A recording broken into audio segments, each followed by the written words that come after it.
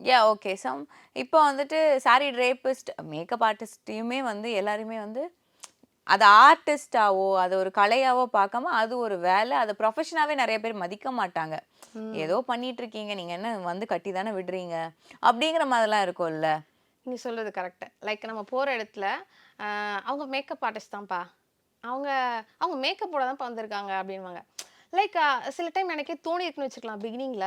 ஏன்னா நான் வந்து படிச்ச ஃபீல்ட் வேற. விஸ்காம் ஜர்னலிசம் முடிச்சுட்டு ஒரு ஆஃபீஸ்ல வொர்க் பண்ணியிருக்கேன். ஸோ சில இடத்துல இந்த மாரி ஒரு மாரி பேசும்போது நமக்கு ஒரு மாரி இருக்கும் கில்ட்டா இருக்கும்ல. ஆனா வந்து போக போக லைக் நம்ப அன்னைக்கு அவங்க ஃபேஸ் அழகாக்குறதே ஃபைனலா நாம தான். ஓகேங்களா? அன்னைக்கு அவங்க எப்படி இருக்காங்கன்னு தெரியாது.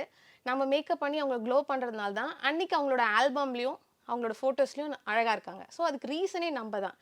ஸோ இந்த உலகத்துல எந்த ஒரு வேலையா இருந்தாலும் சரி, லைக் ஒரு டாய்லெட் கிளீன் பண்ற வேலையா இருந்தாலுமே, லைக் சொல்றேன். அந்த வேலையிலயுமே பெஸ்ட்டா நான் தான் பண்ணணும் அப்படிங்கிற மாரி தான் என்னோட ஐடியா. ஓகேங்களா? ஸோ எந்த வேலையா இருந்தாலும், அதுல நாம பெஸ்ட்டா இருக்கணும்.